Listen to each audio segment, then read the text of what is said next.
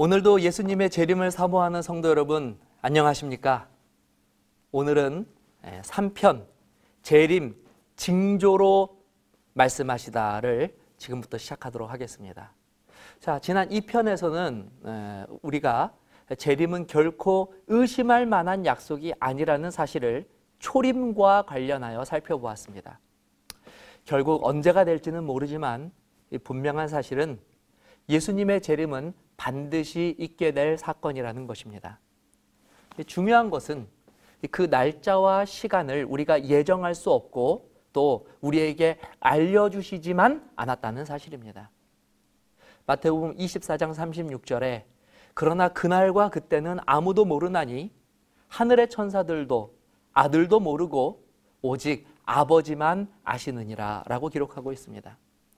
안타까운 사실은 지금도 우리 주변에서는 이 재림의 지연을 근거로 하나님을 불신하도록 조장하는 자들과 또 임의로 재림의 날을 선정하여 성도들을 미혹하는 일들이 우리 주변에서 벌어지고 있다는 사실입니다.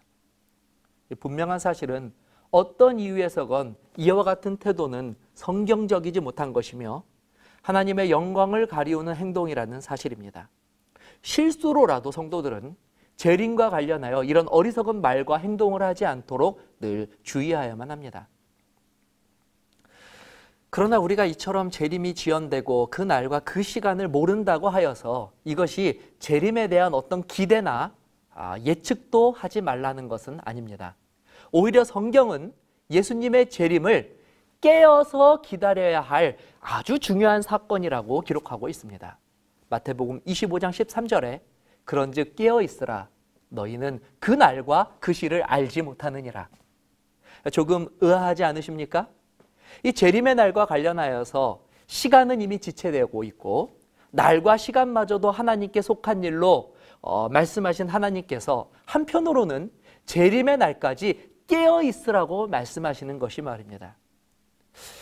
어떻게 그러면 우리는 예수님의 말씀대로 재림을 준비하며 깨어 있을 수 있을까요? 바로 이 일을 위하여 예수님께서는 재림의 날짜와 시간 대신에 재림의 징조에 대해서 말씀해 주신 것입니다. 마태복음 24장 32절 33절에는 다음과 같은 말씀이 있습니다. 무화과 나무의 비유를 배우라. 그 가지가 연하여지고 잎사귀를 내면 여름이 가까운 줄을 아나니 이와 같이 너희도 이 모든 일을 보거든 인자가 가까이 문 앞에 이른 줄을 알라. 이 징조란 예수님이 언급하신 이 여름이 오기 전에 무화과 나무가 잎사귀를 내는 것처럼 어떤 일이 일어나기 전에 그 일이 일어날 것을 미리 암시하는 사건들을 징조라고 말합니다. 예수님께서는 주님의 재림이 가까이 이르기 전 일어날 여러 징조들을 제자들에게 말씀하여 주셨습니다. 그리고 그 징조들이 성취되어지는 것을 볼 때에 예수님의 재림을 기다리는 성도들이 그 날과 그때를 알지 못하더라도 충분히 깨어서 예수님의 임박한 재림을 준비할 수 있도록 하신 것입니다. 이처럼 예수님께서 언급하신 재림의 징조 중에 가장 유명한 구절이 바로 마태복음 24장에 기록되어 있습니다. 조금 긴 구절이지만 제가 한번 읽어보도록 하겠습니다.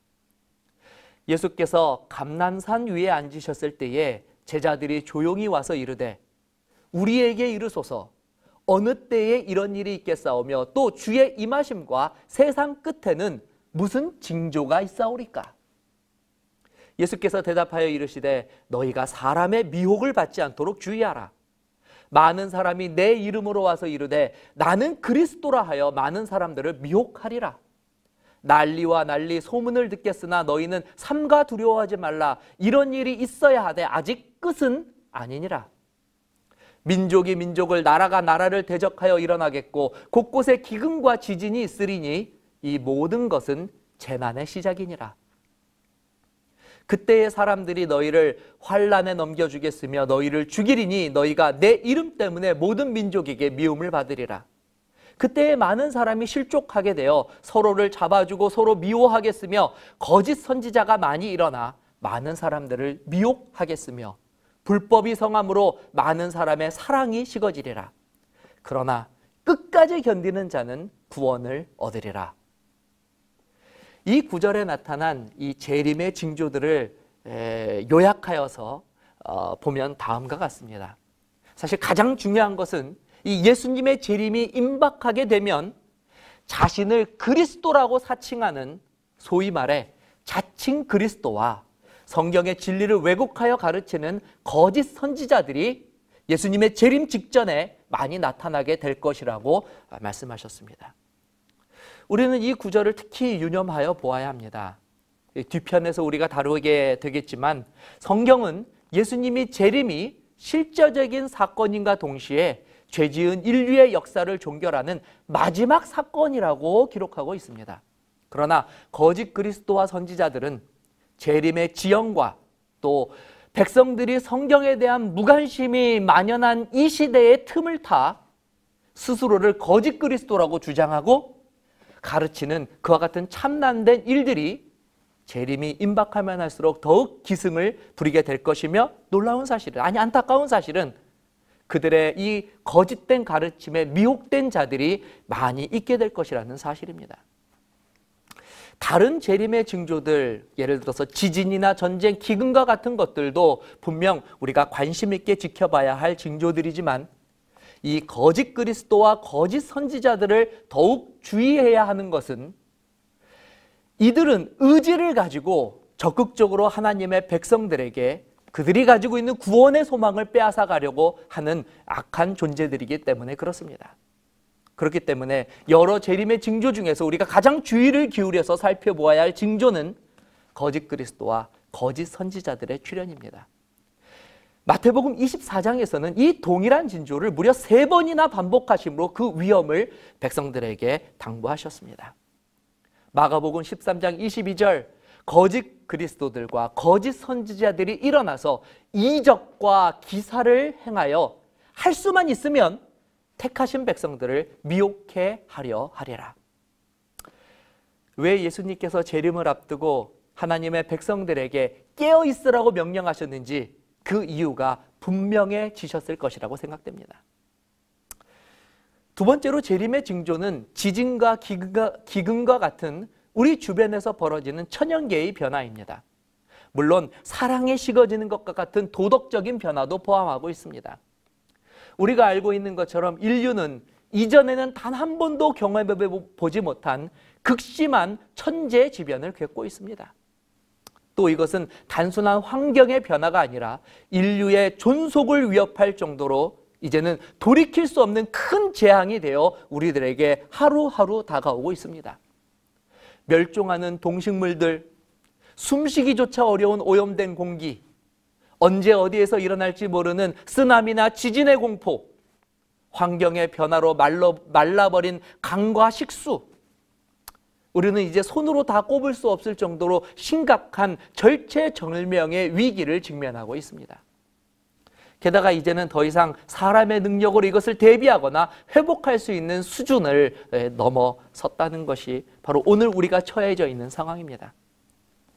그러나 오늘 성경은 우리에게 이때가 되면 이와 같은 멸망의 소식들로 인하여 두려워하고 절망하고 후회하라고 우리들에게 말하고 있지 않습니다.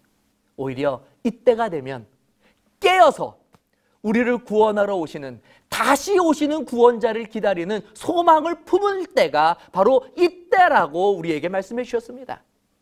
이것이 바로 오늘날 징조를 통하여 우리를 깨우시는 예수님의 진정한 바람인 것입니다. 자, 오늘 우리는 두 가지를 살펴보았습니다. 첫째는 재림의 날짜와 시간은 하나님께서 사람들에게 계시하여 주시지 않았다는 사실입니다. 그리고 둘째는 그러나 재림이 임박한 시기에 깨어서 성도들이 끝까지 재림을 맞이할 수 있도록 예수님께서는 여러 징조들을 우리들에게 이미 말씀하여 주셨으며 이 예언을 하나하나 유의하는 것은 우리들을 마귀의 미혹과 세상의 염려로부터 안전하게 지켜줄 수 있는 하나님의 믿음의 말씀이라는 사실입니다.